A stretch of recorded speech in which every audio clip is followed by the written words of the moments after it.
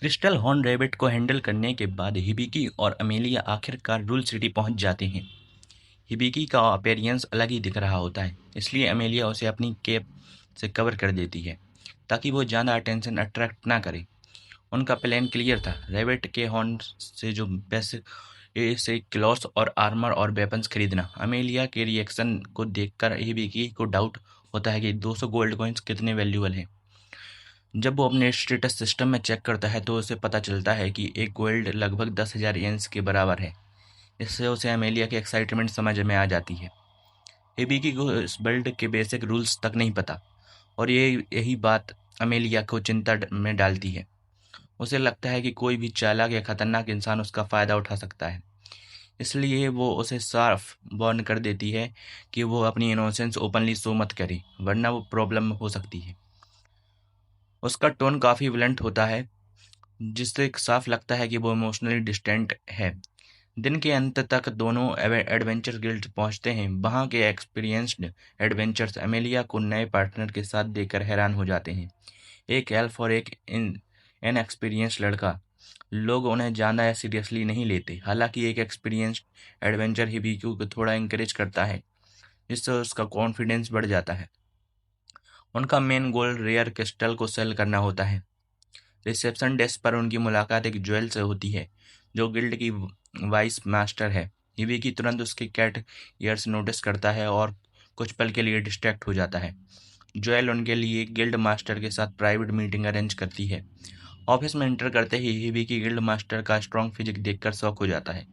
Guild master बिना किसी hesitation अपनी मस्कुलर बॉडी दिखाता है, जिससे हिबिकी काफ़ी इम्प्रेस हो जाता है। वेल अपना इंट्रोडक्शन देता है और बताता है उसका नाम बेल डाई डेलियाड गिल्ड है। वो गिल्ड का पावरफुल फ्रंट लाइन ही है। हिबी की उसकी स्ट्रेंथ से प्रभावित हो जाता है और अपनी वीक बॉडी से कंपेयर करने लगता है। बेल कैजुअली उसे मसल्स बिल्ड करने के टिप्स देने लगता है। कन्वर्सेशन थोड़ी ऑफ ट्रैक चली जाती है तो ज्वेल और अमेलिया उन्हें वापस मेन टॉपिक पर लाती हैं। मीटिंग शुरू होते ही अमेलिया क्रिस्टल दिखाती है, जो उसके पहले वाले क्रिस्टल से बड़ा होता है।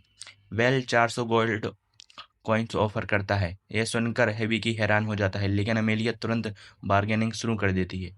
वो बताती है कि उसने 3 साल पहले एक छोटा सा क्रिस्टल 230 कॉइन्स में बेचा था, इसलिए अब वो इसे इस बड़े क्रिस्टल के 800 कॉइन्स डिमांड करती है। अमाउंट गिल्ड के बजट से ज़्यादा होता है, इसलिए वेल ऑफर एडजस्ट करता है। आखिर में डील 700 गोल्ड कॉइन्स पर आकर सेटल हो जाती है। अमेलिया ऐसी आउटकम को टारगेट कर रही थी, इसलिए वो मान जाती है, हालांकि एक्स्ट्रा अमाउंट वेल को अपनी पॉकेट से कवर करना पड़ता है। अमेलिया सीक्रेटली चाहती है कि हिबिकी उसकी एबिलिटीज से इम्प्रेस हो जाए और उसकी पार्टी ज्वाइन करे, लेकिन एक्साइटमेंट में वो सिचुएशन ऑकवर्ड बना देती है, इसलिए ज्वेल तुरंत हिबिकी और वेल को बाहर भेज देती है। बाहर वेट करते समय हिबिकी को पता चलता है कि उसने ट्यूटोरियल नाम का स्किल अनलॉक किया है। ये स्किल उन लोगों को मिलता है जिनकी सर्वाइवल रेट काफ़ी लो होता है। ये ये एक तरह की हिडन सपोर्ट सिस्टम है जो उसे इस डेंजरस वर्ल्ड में सर्वाइव करने में मदद करेगा। सिस्टम हिबिकी को समझाता है कि ट्यूटोरियल स्किल उसे इस दुनिया में सर्वाइव करने के लिए ज़रूरी नॉलेज और स्किल्स देगा। तभी अचानक उसे अपने दिमाग में एक दूसरी वॉइस सुनाई देती है। ये खुद भगवान की होती है। वो ह- वो हल्की मजाक में कहते हैं कि अगर फ्यूचर में और लक चाहिए तो उसकी थोड़ी और प्रेस प्रेस करनी पड़ेगी। हबीकी एक पल के लिए घबरा जाता है, लेकिन भगवान उसे काम करके बताता है कि वो शुरू से उसकी मदद कर रहा है, ताकि वो बेवजह खतरे में ना पड़े। इसके बाद वो फेयरवेल बोलकर चला जाता है। फिर स्टेटस सिस्टम बताता है कि ट्यूटोरियल स्किल लेवल अप होने के बाद उसका गिल्ड स्किल अब खत्म हो जाएगा। तभी अमेलिया वापस आती है, लेकिन उसे अपने होम टाउन से एक अर्जेंट लेटर मिलता है, जिसमें उसे तुरंत बुलाया गया है। वो इस रिक्वेस्ट को इग्नोर नहीं कर सकती, इसलिए उसे जाना पड़ेगा, और वो हिबिकी को अपने साथ नहीं ले जा सकती। इसका मतलब दोनों को अभी अलग होना पड़ेगा। तभी हिबिकी को समझ आता है कि सिस्टम जिस गाइड की बात कर रहा था वो एक्चुअली अमेलिया ही थी। अमेलिया को भी ये सेपरेशन अच्छा नहीं लगता, क्योंकि हिबिकी अभी न्यू कमर है, इसलिए वो पहले ही ज्वेल से रिक्वेस्ट कर चुकी होती है कि उसका ध्यान रखें। और स्माइलिंग गॉडेस इन में उसके लिए रूम भी अरेंज कर देती है और हिबिकी डिसाइड करता है कि वो खुद एडवेंचरर बनेगा और किसी पार्टी को ज्वाइन करेगा। वो अमेलिया को उसका कोट वापस दे देता है, लेकिन अमेलिया शर्म के कारण वहां से जल्दी निकल जाती है। सिटी गेट पर जाते हुए अमेलिया की मुलाकात ईवाल से होती है। ईवाल उसके एल्फ ईयर्स देखकर इंटरेस्टेड हो जाती है और पूछती है कि क्या वो एफ नोड किंगडम जा रही है। अमेलिया के जवाब से ईवाल और क्यूरियस हो जाती है। वो अपने प्लान्स बदलने की सोचती है। साफ दिखता है कि कुछ हिडन मोटिव्स हैं, लेकिन अमेलिया को इसका अंदाजा नहीं होता। दूसरी तरफ विवेकी फिर अकेला रह जाता है और पूरा दिन सोच कर निकाल देता है।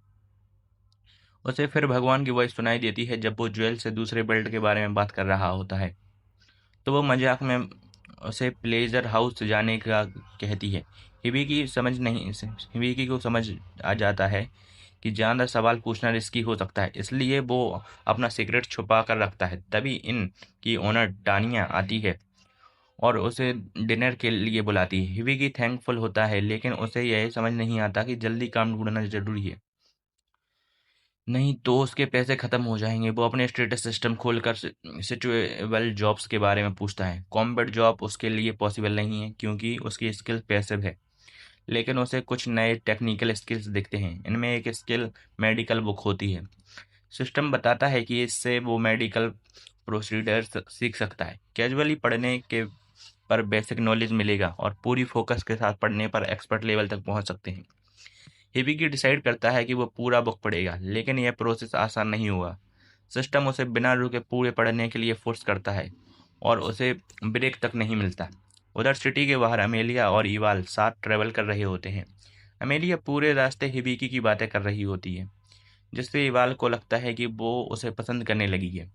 तभी अमेलिया अपनी सेफ मेट स्टालिया को देखती है। स्टालिया को अमेलिया के समन के बारे में पहले से ही पता था, इसलिए वो उसे सेफली लेने आई थी। वो अमेलिया के लिए काफ़ी प्रोटेक्टिव है और इवाल को सस्पेशियस मानती है, लेकिन अमेलिया को उसमें कुछ भी अजीब नहीं लगता क्योंकि इवाल पहली है जिसने खुद उसे अपनी पार्टी में ज्वाइन कराया था।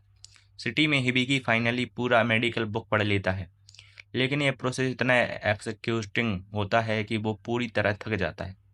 उसे समझ नहीं आता कि ये स्किल्स सीखना आसान नहीं है। इसके बाद वो आर्मरी जाता है ताकि अपने लिए गियर खरीद सके। अब उसका साथ सिर्फ स्टेटस सपोर्ट सिस्टम दे रहा है, इसलिए वो उसे एक नाम देता है, सापो, और सिस्टम भी इसे एक्सेप्ट कर लेता है। फिर हिबिकी एडवेंचरर गिल्ड वापस जाता है, जहाँ एक शॉकिंग सीन उसका इंतजार कर रहा होता है। जेड, जिसने पहले ही उसे मोटिवेट किया था, अब वो पूरी बुरी हालत में पड़ा होता है, अनकॉन्शियस, और उसका राइट आर्म गायब हो चुका होता है। जेड की पार्टी के लोग गिल्ड मास्टर को ढूंढ रहे होते हैं, लेकिन वाल वहां मौजूद नहीं होता। हिबिकी उसकी हालत देखकर ब्लड लॉस एनालाइज करता है और अपनी मेडिकल स्किल का यूज करने का फैसला करता है। शुरू में लोग उस पर ट्रस्ट नहीं करते क्योंकि वो सिर्फ एक एवरेजर है,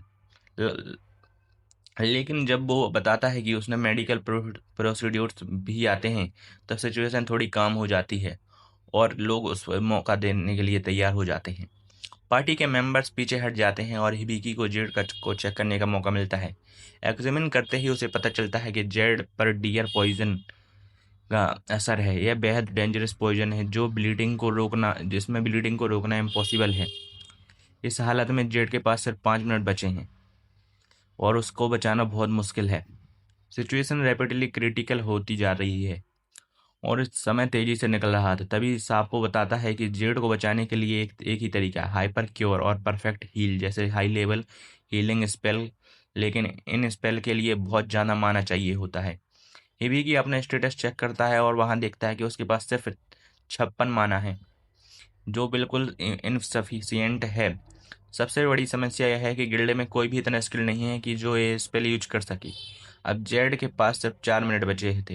हिबिकी डेस्परेट होकर सॉल्यूशन ढूंढने लगता है। तभी सापो उसके एक ओपिनियन देता है कि टेक्निकल स्किल ऑन ट्रैक, इसके जरिए वो दूसरे एडवेंचरस का माना बोरो कर सकता है। अगर कोई कॉन्ट्रैक्ट एक्सेप्ट करे तो इसका माना टेम्परेरीली हिबिकी को मिल जाएगा।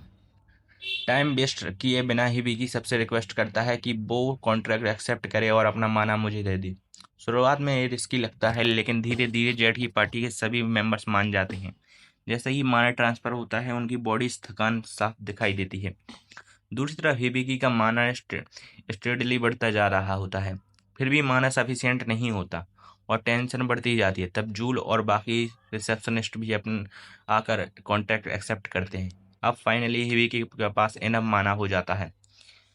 सबसे पहले वो हाइपर क्योर स्पेल यूज करता है, जिससे जेड की बॉडी के पॉइजन खत्म हो जाता है। उसके बाद हाथों में ग्रीन लाइट निकलती है जो पूरे शरीर में फैल जाती है। पॉइजन खत्म पॉइजन खत्म होते ही पॉइजन खत्म होते ही वो तुरंत परफेक्ट हील यूज करता है। इस बार इस इफेक्ट बहुत पावरफुल होता है। जेड का मिसिंग आर्म वापस रीजनरेट हो जाता है और उसका पूरा शरीर भी पूरी तरह हील हो जाता है, जैसे कुछ हुआ ही नहीं हो। लेकिन ये मूवमेंट ज़्यादा देर नहीं टिकता, क्योंकि हिबिकी एकदम से गिर जाता है और अनकॉन्शियस हो जाता है। बेहोशी में वो वापस सपने में देखता है, जिसमें वो जापान में अपने दोस्तों के साथ होता है। वो उस मेमोरी में डूब जाता है, तभी सापो उसे जगा देता है और बताता है कि उनके कई लेवल अप्स हो चुके हैं। जेड को बचाने की वजह से हिबिकी की स्टेटस काफ़ी बढ़ जाते हैं, जो उसके लिए एक बड़ा प्रोग्रेस होता है। थोड़ी देर बाद जूल रूम में आती है और उसे चेक करती है वो ठीक है या नहीं। तभी एक शॉकिंग बात सामने आती है, जेड असल में हिबिकी का हाफ ब्रदर है। इ- इससे सिचुएशन और इमोशनल हो जाती है। हालांकि हिबिकी ने उसे बचा लिया, फिर भी वो खुद को अंडर एस्टिमेट करता है, क्योंकि उसने दूसरों का माना यूज किया था। लेकिन जूल की ग्रेटिट्यूड सुनकर हिबिकी थोड़ा बेहतर महसूस करता है और उसे समझ में आता है कि उसका काम कितना इम्पोर्टेंट है। फिर जूल उसे वार्निंग देती है कि वो अपनी हीलिंग एबिलिटीज़ के बारे में किसी को भी ना बताए। अगर ये बात फैल गई तो सेल्फिश लोग उसका फ़ायदा उठाने की कोशिश करेंगे। जूल उसे सजेस्ट करती है कि वो अपने लिए एक बॉडीगार्ड हायर कर ले, और उसके लिए उसे स्लेव डिस्ट्रिक्ट में सबसे अच्छी जगह हो सकती है, जहाँ उसे कोई स्ट्रॉन्ग या रिलायबल इंसान मिल सकता है।